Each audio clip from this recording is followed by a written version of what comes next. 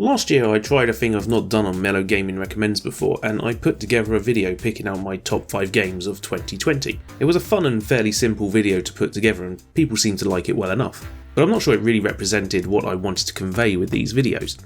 Saying one game is better than another is a little bit basic. I'd rather say a bunch of games are good and work in a little of my own personal experiences along the way. I felt that almost immediately after completing the top 5 games of 2020 video, and so I started a list straight away. For every month of 2021 I'd note down every new game I played for the first time. Not just new releases, but retro games and anything I had skipped over in previous years. The plan was to make a video where I run through the games I played and enjoyed over the course of a year, and well, I guess that's what this video is here. If you follow the channel My Life in Gaming, which of course you do, why wouldn't you? You may have seen their end of year videos where they do this but in way more detail and covering way more games than I ever could. So thank you to Corey and Troy for showing me a better way of doing these end of year wrap up video things. And without further ado, here is Mellow Gaming Recommends Ant's Year of Gaming 2021. Let's start off this first segment with the game that was the first Let's Play of the year, Alicia Dragoon. This is a game I've seen a few YouTube folk mention and had seen Corey from the previously mentioned My Life in Gaming play on a stream, but I'd never tried it for myself. It was released for the Mega Drive in 1992 and was included on the Mega Drive Mini, which is where I played it for the first time. And you know what? Yeah, this is a good time. It feels kind of unique for a platform action game. Normally you expect to be hacking and slashing at enemies, but this is more about lightning bolting everything to death while exploring stages. The attacks get weaker the longer you hold the button down for and recharge over time, requiring you to pick and choose when to go on the defensive to allow that attack power to get back up to full. It's a fair challenge and felt a bit like discovering a hidden gem. A hidden gem that was included on a high profile Mega Drive Mini release. I guess that just makes it a gem. Still, Alicia Dragoon was the first game I played this year for the first time, and it's almost 30 years old. Always got my finger on the pulse of gaming, I have. You may remember one of my top 5 games of last year was the excellent Yakuza Like a Dragon. Well, it may surprise you to learn that I had never played the first entry in the Yakuza series before the end of 2020. Last year I picked up Yakuza Kiwami, but we're not talking about that today. Instead I'm talking about the Japan-only PS3 HD remaster of the PlayStation 2 version of Ryuga Gotoku. I purchased this with the intention of including it in a future Yakuza retrospective video, which is a stretch goal on Patreon by the way.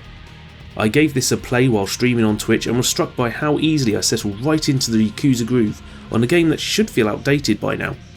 The series may have changed a fair bit in its presentation and tone since the first entry, but I felt right at home, even with it being in Japanese. Playing this around the same time as the full remake probably helped too, as the early stages were quite familiar, although a full comparison is something I'll save for a later date. If you've ever wanted to get into the Yakuza series, I'd still say the Kiwami remake is maybe the best starting point, but if you want to really see how it started, this HD remaster isn't too expensive online, and the original PS2 version isn't too hard to find a box copy of. Obviously Kiwami is a lot easier to get though. Cyber Shadow is a platform action game very much stylised to appeal to fans of the classic NES era. The game offers a nice solid challenge and I had a fair bit of fun with it. While I do recommend you give it a go, I've got to say that I kinda just dropped it after a few sessions. There may be a bit of that in this video. Games I wholeheartedly enjoyed but ended up not finishing due to life getting in the way, or more likely other games getting in the way. Well, specifically one game we'll get to in the February segment. It's something I suggest checking out though, and I'm pretty sure you'll know if it appeals to you from this footage alone. Probably the biggest hit for me in January was Dragon Quest XI S on Xbox One. Now this is a little bit of a cheat because I had played the demo on the Switch, but I didn't actually start the game proper until I got it on Xbox Game Pass.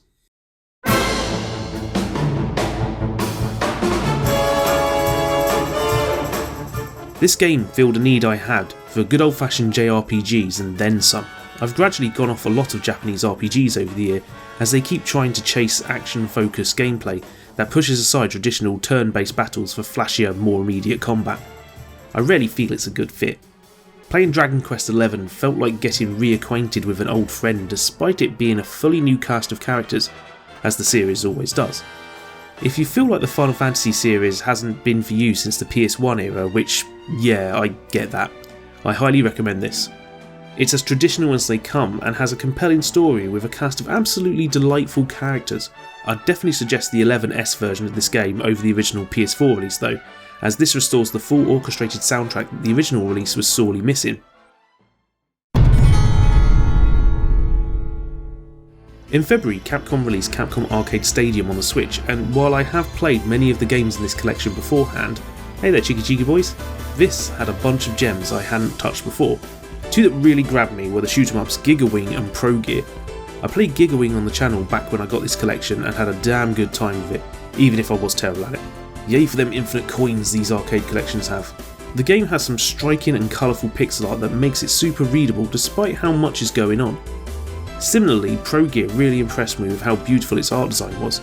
These late 90s and early 2000s 2D games often have astounding sprite work, and it's a bit of a shame that a lot of modern developers chase after the 8 and 16-bit look instead of pushing things more in this direction. This is a game developed by Cave though, so I wouldn't have expected any less. Now, about that game that distracted me from Cyber Shadow. It was this, The Messenger, a retro-style indie action platformer with an 8 and 16-bit art style. Look, I'm not above being a massive hypocrite, yeah, I know what I just said about pixel art. Doesn't mean I can't enjoy these retro-styled games. The Messenger is the first game from Sabotage Studios, and it's one heck of a game. It plays with the sort of twitchy precision a good action game should have, and features some genuinely laugh-out-loud dialogue, which never got grating. So many indie games try too hard to be funny, but this game does it effortlessly. The game does a real fun thing with its art style about halfway through though that I love, but I don't want to spoil it for those going in blind, although I may have sort of spoiled it at the start of this bit. Anyway, give it a go. It's so well made with the right amount of challenge and impeccable pacing that'll keep you playing way longer than you intend. Super Mario 3D World was a Wii U game I never got around to playing and was the one game I was begging Nintendo to do a Switch port of for quite a while. They sure made us wait for it. When it finally released, I burned through the main game having an absolute blast. This has maybe some of the best pure platforming in a Mario game since Super Mario World. Almost every stage is bringing new ideas and mechanics and constantly finding new ways to test you. Then there's the Bowser's Fury game that came bundled with it.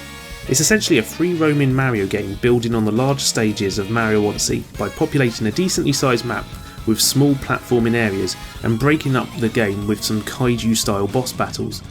Genuinely a superb pair of games well worth adding to your Switch library. In March I played a few larger games in the form of Just Cause 4, Dirt 5 and Battlefield 5, and while they're all pretty good, Dirt 5 is actually pretty excellent. None of them really stuck with me for that long. They all had this feeling of being something I'd seen before. One game that felt entirely new though was 4 Quarters Loop Hero. This game, guys, it hooked me for weeks. I don't think I've ever played anything quite like it. While it has elements of roguelikes and dungeon crawling RPGs, it's presented in such a unique way. Essentially you have a main character working his way along randomly generated loops. Every time he makes it around the loop, events will happen on the map such as enemies spawning. The character moves forward of his own volition and fights battles automatically. It's your job as the player to place locations such as towns, graveyards and forests in order to affect the hero's stats in order for him to become powerful enough to defeat a boss character that appears when enough items are placed. Thematically, the game is about rebuilding a world so devastated by a cataclysm that you only have fleeting memories to remind you of what life was like before. The game's story hammers this in over and over, and there's a constant feeling of dread built from the world Loop Hero's creators have dreamt up.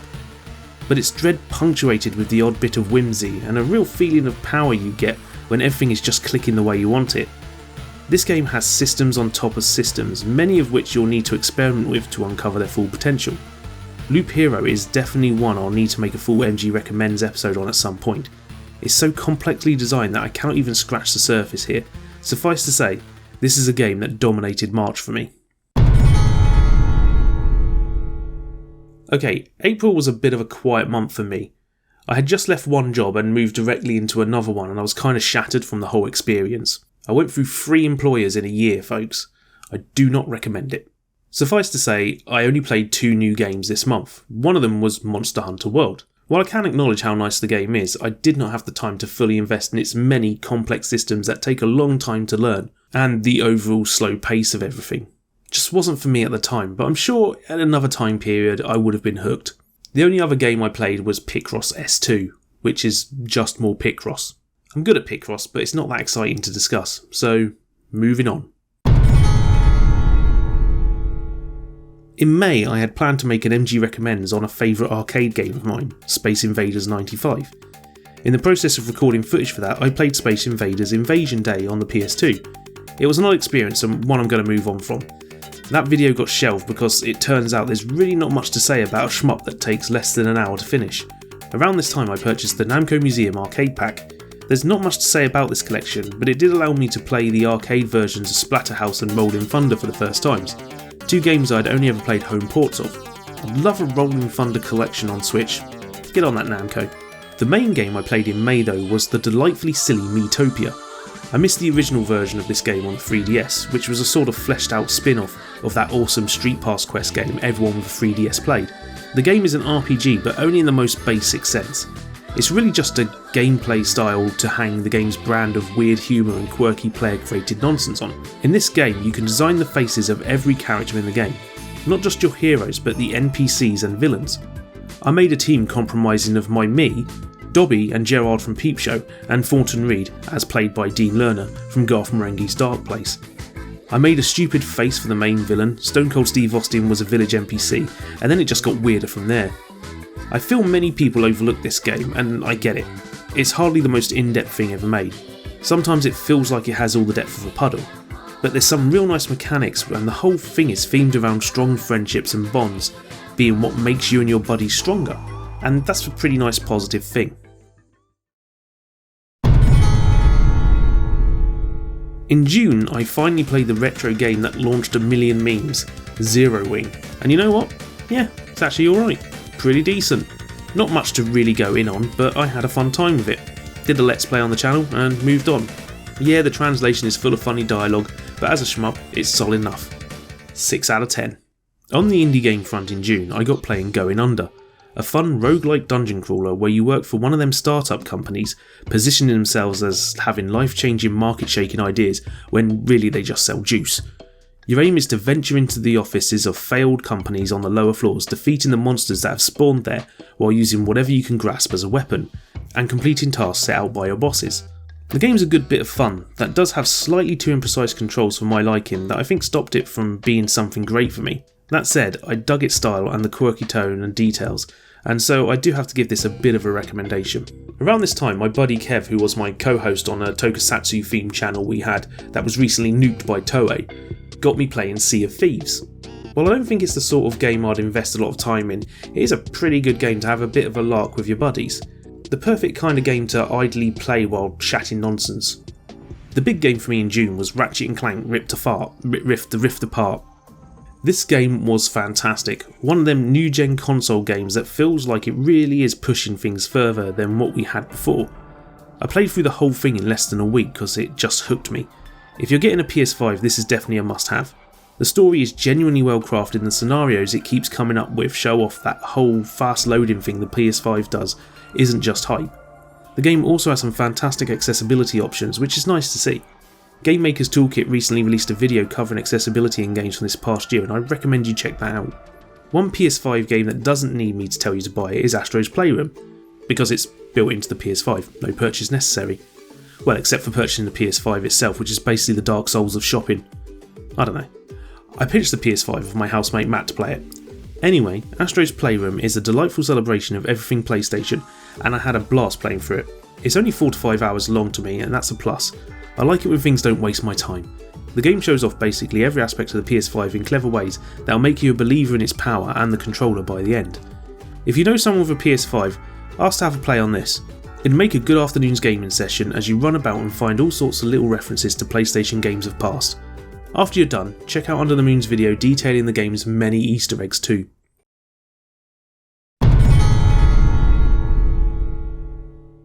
In July I got playing another retro-style action platformer in the form of Panzer Paladin.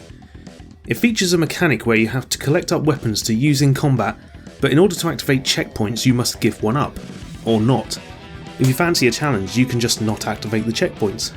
It's a fun, challenging game and one I should probably put more time into.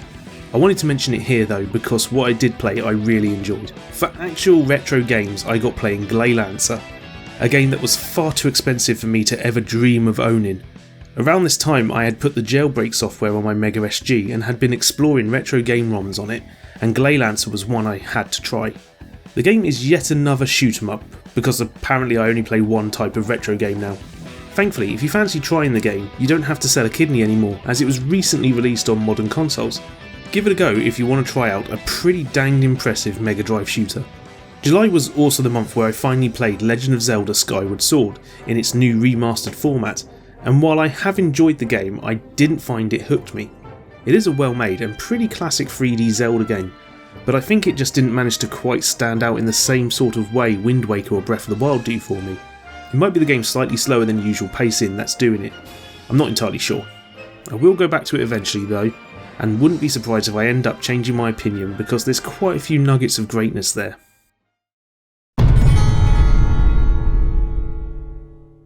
August's retro offering started with, you guessed it, another Mega Drive shmup. This time it's Battlemania Daiginjo. This game totally took me by surprise. It's another one I found while browsing through the games on my Mega SG while visiting Arkev up north. I had heard the game's previous entry Troubleshooter before, but never its sequel. I wasn't really even familiar with them. Somehow this 28-year-old game found as fresh as anything released today with its pure rock and roll energy and its challenging gameplay. It also helps that it's quite a pretty game too. The game oozes character and style and reminded me of the anime I used to watch back in the 90s like Bubblegum Crisis and the like. Well worth giving a go next time you're looking for something retro to mess about with. Another retro shooter I played was actually one of them 3D ones that are all first person and stuff. Quake got a surprise remaster earlier this year, and it's just as much fun as it was back in 1996. This remaster feels great to play and is filled with all sorts of graphical options, allowing you to tweak it to look just like how you remember it. Hell, the version of Quake I was most familiar with was the Nintendo 64 one, and there's an official mod in this remaster to make it have the structure and look of that port. Now I'm hoping they port Quake 2 also, especially if they include the PS1 and N64 versions, which are both pretty different from one another. In terms of modern games, I played Cook Serve Delicious 3 with Paul as a Let's Play, and it was the usual high intensity and fast paced bickering induction experience. Great times. Also played a game called Chasm that's a sort of roguelike Metroidvania, where the world's map is generated when you first start it up. Solid game, but didn't hook me to the end. I also played Picross S Sega Master System and Mega Drive, which is more Picross but with Sega sprites. Again, not much to say there, but I'm pretty sure Picross is my Sudoku.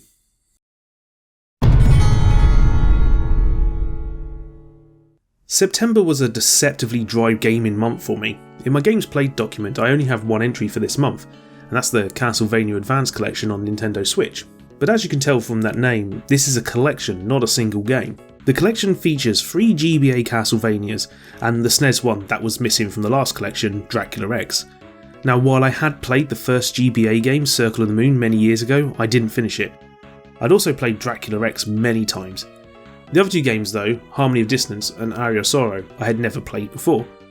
Over the course of September I played through each GBA entry in the collection to completion over many evenings while listening to the Triple Takeover podcast and had a jolly good time. As you may know, I'm a huge fan of Castlevania Symphony of the Night, a game I will delve into in the not too distant future. All 3 of the GBA games take after that one, and are all pretty fantastic. I can't decide if I prefer Aria of Sorrow over Harmony of Dissonance, but it's pretty close. Most people prefer Aria, but I think I'm a little bit more in the Harmony camp. Just. They're both excellent games and worth purchasing the collection for alone.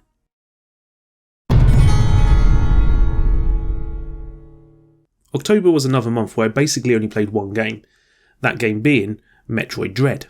It feels like it's been forever since I played a 2D Metroid game. I didn't get the 3DS remake of Metroid 2, and I also skipped over Zero Mission on the Game Boy Advance, so I guess Fusion was the last new one I played. Metroid Dread had a bit of a learning curve for me at first. The melee attack felt so out of place for me, but I've got to admit that it grew on me pretty fast. It just becomes another element of Samus's arsenal for me. The game feels great to play and is a fair bit more difficult than many previous entries, although I don't feel it's as tough as some people have made out. Gotta say though, I do have a few gripes. The game always felt like it was funneling me towards the next goal. Sure, there wasn't any markers telling me exactly where to go next, but it always felt like any alternate paths I could take were being shut off behind me every few minutes.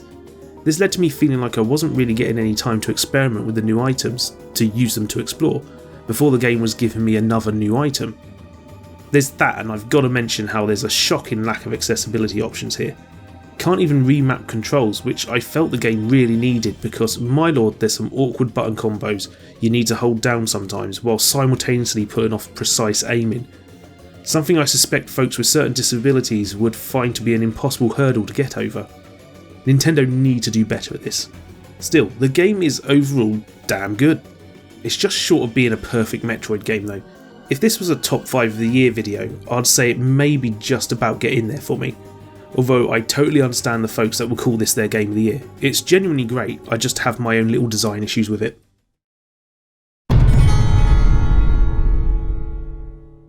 We're nearly at the finishing line now, and November is the real start of the year here. I've got 4 games I've thoroughly enjoyed this month, and none of them are the GTA San Andreas remaster. You fully know why. I'd like to start with Terry Kavanagh's Dicey Dungeons. Long-time viewers may remember my video detailing the many games of our Terry many moons ago. I've always loved his brand of simple and creative games that get their hooks right into my brain. Dicey Dungeons is no exception. Now, I'm sure you're tired of me saying roguelike, but I promise this is the last time, alright? Dicey Dungeons is one of those where you play a number of varied classes of character who have been turned into dice to enter a dungeon with the promise of winning a prize from the definitely trustworthy Lady Luck. It works a bit like that Slay the Spire game I discussed last year, but in place of cards you have dice. The values on the dice determine what attacks you can use in any given turn, as you battle against a strange cast of dungeon inhabitants. Each class is a unique take on the sort of classes you'd expect from a game like this, but with some real inventiveness and unique mechanics. I'm a big fan of the robot who has you rolling dice as many times as you can without the numbers you roll exceeding its total CPU power. Kind of like playing blackjack or pontoon or whatever that card game is, I don't know, I'll google it. Anyway, it's got some banging tunes from everyone's favourite Irish chiptune maestro Chipsel and is pure replayability in dice form. Next up is Mario Party Superstar, which you may have recently seen myself, Paul and our buddy Christian playing on the channel. Gotta say, this may be the best Mario Party game since the N64. It's pure classic style Mario Party and is entirely based around the boards and minigames of the early entries in the series. It has a bunch of ways to customise how the games are played, and it definitely will screw you out of a win every time. Well, it'll screw me out of a win, at least I'm pretty sure it does. I do kind of miss the unique dice from the previous game, but I welcome just how smooth and fast this one plays. Well, how fast it plays when you aren't bickering with your pals when they won't take their turns promptly. Forza Horizon 5 is a game that will likely be on a lot of best of the year lists, and I'd have to say that's fair. This time the Horizon Festival has gone to Mexico, and while I'm not sure I enjoy the map as much as the UK one from the 4th game, I can imagine that's largely down to how the UK map felt very familiar to me. This game is more of the same, but it's so well crafted and moorish to play that I can't really take too many issues with it. I have a few gripes like, oh my lord, please calm down the awards and notifications. I'm not a baby. I'm sure there's an option to turn them off, but I've been too busy smashing through the desert to notice. The game's packed with good accessibility features too, which the Forza games have always been pretty good at. A wholehearted toot of a game this. Lastly, for November there's Unpacking. This is a game from Witchbeam, the developers behind the subject of my second ever MG Recommends episode, Assault Android Cactus, and my word, it could not be more different. I have to praise Tim and Ren for crafting something so entirely different from what you'd expect from the team that made one of the most intense twin-stick shooters ever. Unpacking involves you, well, unpacking stuff. The story crafts a narrative of your character as they grow up and move from one house to the next, with their life being told via the items you place. There's some incredibly clever and subtle bits of storytelling here that took me by surprise. For example, in one stage you're moved in with a partner, but you can't move anything of theirs, so you're forced to pack away the awards you had on your wall in the previous stage. I legit got a little bit of an emotional pang at that moment. Who is this jerk to not allow me to be proud of my accomplishments? There's a million more details in this lovely game, and I highly recommend playing through it and paying real attention to everything you place. This is another game that would go in my top 5 of the year vid if I had gone that route this year.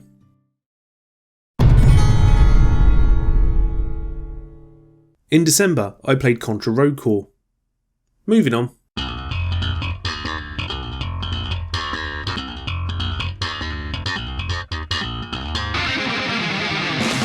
Okay, I should end this on a good game really. After playing that game, see my recent Let's Play to know how I feel about that, I decided that maybe I should play a Contra game I missed from a few years back to wash the vile taste out of my mouth. Well, it just so happens that a while back the Contra spin-off Hardcore was given away on Games with Gold, and that seemed like it couldn't be any worse than Road Core. Turns out it's kinda great. I totally slept on this game when it was released in 2011 and I kinda regret it. Now, I've not played a huge amount yet, but what I have played has been super enjoyable.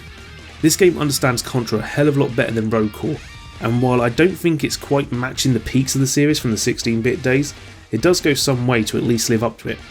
Good solid shooting action with nice and precise controls.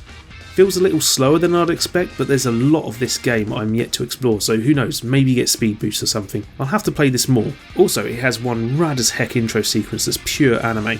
So yeah, grab this off Xbox Marketplace if you can, or on the PS3 store before it inevitably shuts down. I'd quite like to see us get a port to Switch, it'd feel right at home there. So that's the games I played for the first time this year. I did skip a bunch of random retro games I played on the Mega SG, in order to just focus on the ones I really enjoyed here. I also skipped over a few games that didn't really make a strong impression because we're all about positivity here. This year's been a bit of a weird one for me, as I'm sure it has for a lot of you. I've changed jobs, Mellow Gaming hit 1,000 subscribers, my side channel, Reacting Sentai Yoppa Ranger, got copyright struck to hell by Toei. I started a Transformers review channel though, and I'll get more stuff on that soon. I recently started a Twitter account where I put a tiny little plastic cowboy hat on the heads of various Transformers, and it's kind of become the most successful thing I've ever done. Life is weird like that.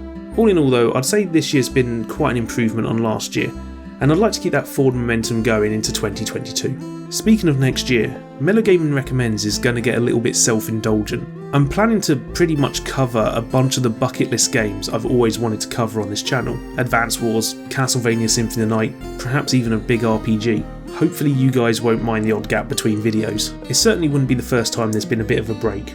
So, thank you very much to everyone who watched this. Please do tell me in the comments what games you enjoyed this year, and maybe drop a like while you're down there. A big thank you to everyone who's backed the Patreon for this show over the last year. You're all good eggs.